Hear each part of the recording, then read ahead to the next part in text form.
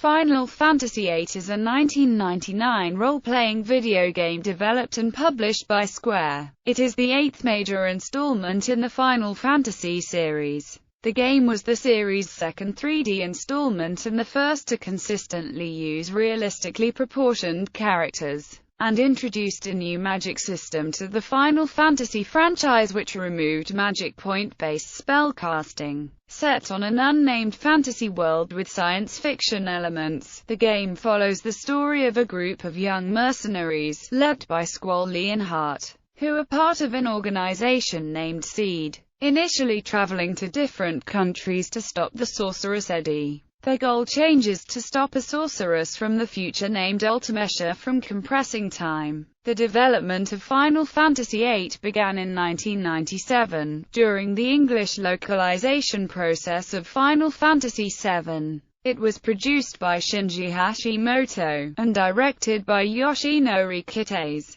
The music was scored by regular series composer Nobuo Uematsu, and in a series first a vocal piece was written as the game's theme, Eyes on Me, performed by Faye Wong. The game was positively received by critics, who praised the originality and scope of the game. It was voted the 22nd best game of all time in 2006 by readers of the Japanese magazine Famitsu. The game was a commercial success. 13 weeks after its release, Final Fantasy VIII had earned more than $50 million in sales, making it the fastest-selling Final Fantasy title of all time until Final Fantasy XIII, a multi-platform release. The game shipped 8.15 million copies worldwide by March 31, 2003. Originally for the PlayStation, it was later ported to Windows-based personal computers and became available on PlayStation Network as a PS1 Classics title in 2009.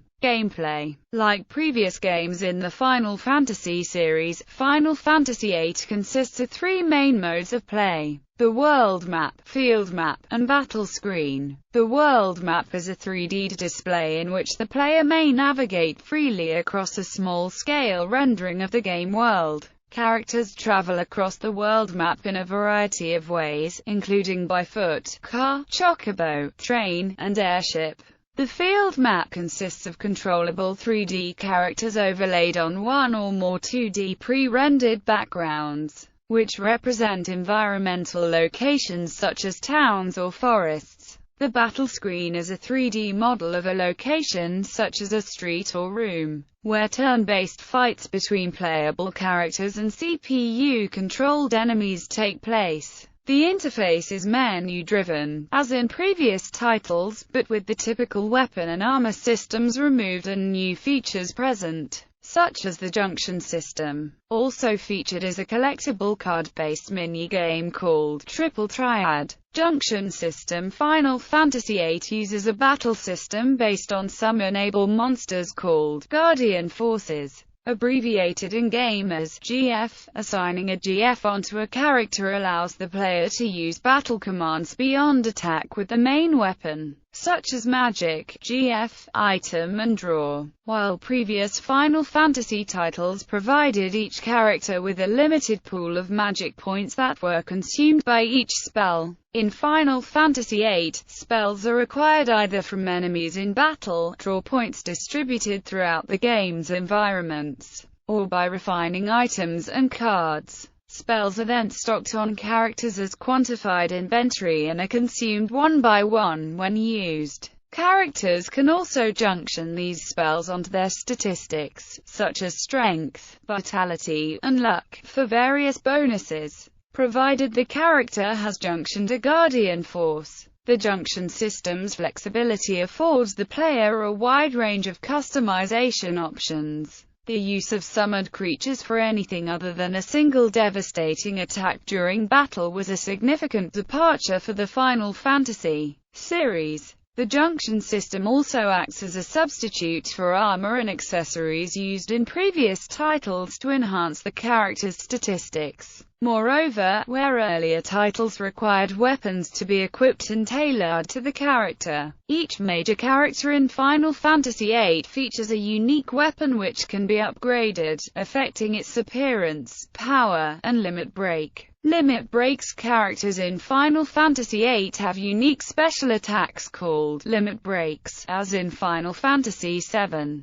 While the limit breaks in Final Fantasy VII are triggered after sufficient damage has been received, in Final Fantasy VIII, the availability of limit breaks depends on a character's current health. A limit break is more likely to be available to a character with low health. The magic spell aura increases the probability of limit breaks appearing, regardless of a character's remaining hit points, while various status afflictions can prevent limit breaks. They are similar to the desperation attacks of Final Fantasy VI, as they are randomly triggered when a character's health falls below a certain level and his or her hit points are in yellow instead of white. Final Fantasy VIII also introduced interactive elements to complement limit break animations. These interactive sequences, which vary between character, weapon, and limit break, range from randomly selected magic spells to precisely timed button inputs. Successfully completing an interactive sequence increases the resulting attack's potency. Experience levels. Final Fantasy VIII used an experience point in level system quite different from previous games in the series. While EXP is awarded after battling and defeating enemies, who are predominantly encountered randomly, and contribute to the continued strengthening and level gaining of the characters, here the similarity ends. While levels in previous games required ever-increasing amounts of EXP to surmount, characters in Final Fantasy VIII gain a level after accumulating 1,000 points. The enemies' levels around the world, furthermore, scales depending on the average level of the active party, as opposed to most RPGs where enemies from previously visited locations in the game are often weak and easily defeated. However, some enemies do not receive level scaling, and remain at static levels. Higher-level enemies are capable of inflicting and withstanding significantly more damage, may have additional special attacks, and carry additional magic spells, allowing for junctioning bonuses which themselves far exceed the bonuses imparted by level gain. Bosses do not give any EXP, but do give significant amounts of AP.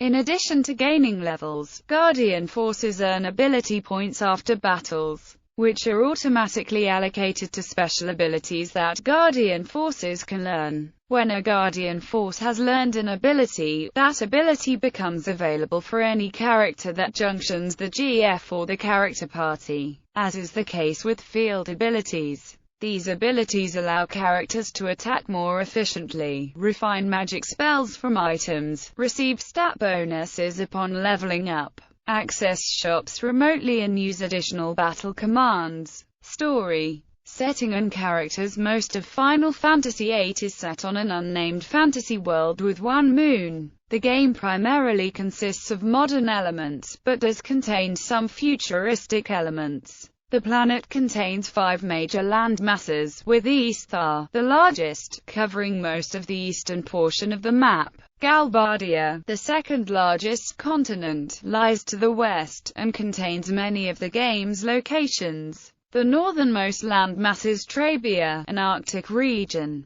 Positioned roughly in the middle of the world map lies Balam, the smallest continent, the island on which the game begins. The remaining landmass is small and mostly desolate, riddled with rough, rocky terrain caused by the impact of a lunar cry, an event where monsters from the moon fall to the planet. The southernmost landmass includes an archipelago of broken sections of land that have drifted apart. Islands and marine structures flesh out the rest of the game world, and a handful of off-world locations round out the game's playable areas. The 6 primary protagonists of Final Fantasy VIII are Squall Leonhardt, a loner who keeps his focus on his duty to avoid vulnerability; Renoa Hartilli, an outspoken and passionate young woman who follows her heart in all situations; Quistis Trepper, an instructor with a serious patient attitude. Zell Dinched, a martial artist with a passion for hot dogs. Selphie Tilmit, a cheerful girl who loves trains and pilots the airship Ragnarök, and Irvin Kanaeus, a marksman and consummate ladies' man. Temporarily playable characters include Laguna Loire, Kiros Sigil, and Ward Zabak, who appear in flashback sequences, and antagonists Cypher Almasi and Eddie Kramer. Plot: when the game begins, Squall and Cypher duel in a training session outside the Balamb Garden Military Academy, scarring each other in the process. Meanwhile, Galbadia invades the Dolet dukedom, forcing Dolet to hire assistance from the Balamb Garden branch of Seed Garden's elite mercenary force. Seed uses the mission as a final exam for its cadets, with the help of his instructor, Quistis. Squall passes the mission's prerequisite and is grouped with Cypher and Zell. Cypher disobeys orders and abandons his team, forcing Selphie to accompany Squall and Zell for the duration of the mission. After the mission, Seed halts the Galbadian advance. Squall, Zell, and Selphie graduate to Seed status, while Cypher is disciplined for his disobedience. During the graduation party, Squall meets Renoa, whose personality is apparently the opposite of his. When assigned with Zell and Selphie to help Renoa's resistance faction in Galbadian-occupied Timber, Squall learns that a sorceress named Eddie is behind Galbadia's recent hostilities. Under orders from Balamb and Galbadia Gardens, Squall and his comrades, joined by Renoa, Quistis, and Irvin, attempt to assassinate Eddie. However, the sorceress thwarts the attempt, stabbing Squall in the shoulder with an iced shard, and the party is detained. During the attempt, Squall's party also learns that Cypher has left Garden to become Eddie's second-in-command. After the team escapes along with a conscious Squall, Eddie launches a missile attack on Trebia Garden. Fearing that Balamb Garden is the next target of Eddie's plan, the team splits into two units. Squall's group returns to Balamb to warn of the attack, but must first stop an internal garden conflict incited by NORG, Seed's financier. Selphie's team travels to the missile base to stop the launch, but fails. Squall inadvertently activates Balamb Garden's mobile fortress form, allowing the facility to evade the missiles. However, unable to control the garden, it collides with the docks at Fisherman's Horizon. While local technicians repair the garden, the Galbadian army invade in search of a girl named Alone, who had been staying at Balamb Garden until recently. Alone eventually escapes to Easthar, the world's technological superpower. During Squall's meeting with Alone, he learns that she had been sending him and his allies into flashbacks set 17 years in the past in a vain effort to alter the present. The scenes center on Laguna and his two friends, Kiros and Ward. During the flashbacks, Laguna changes from a Galbadian soldier to the defender of a country village, then moves from being the leader of a resistance movement against Sorceress Adele to the president of Easthar. Meanwhile, Squall confronts his personal anxieties fueled by ongoing developments, such as Headmaster Sid appointing him as Seed's new leader, and his increasing attraction to Renoa. While investigating Trebia Garden's wreckage, Squall and his comrades learn that they, along with Cypher and Alone, were all raised in an orphanage run by Eddie. After eventual separation, they later developed amnesia due to their use of Guardian forces. It is also revealed that Sid and Eddie had established Garden and Seed primarily to defeat corrupt sorceresses. After these revelations, the forces of Balamb Garden and the Galbadian army, led by Squall and Cypher respectively, engage in battle above the orphanage. After Balamb defeats Galbadia, the player learns that Eddie is merely an unwilling tool for Ultimesha, a powerful sorceress from the future who wishes to compress time into a single moment. It is for this reason she has sought Alone. Eddie loses a decisive battle against the Seed, forcing Ultimesha to transfer her powers to Renoa. Eddie survives, but Renoa enters a coma. Squall becomes obsessed with waking her and goes to Easthar to find mind alone, as he believes that she can help save Rinoa. While Rinoa is being treated on Easthar's space station, Ultimesha uses her to free Sorceress Adele from her orbital prison. Ultimesha then orders Cypher to activate the lunatic Pandora facility, inciting a rain of creatures from the moon that sends Adele's containment device to the planet. Having selected Adele as her next host, Ultimesha abandons Rinoa in outer space.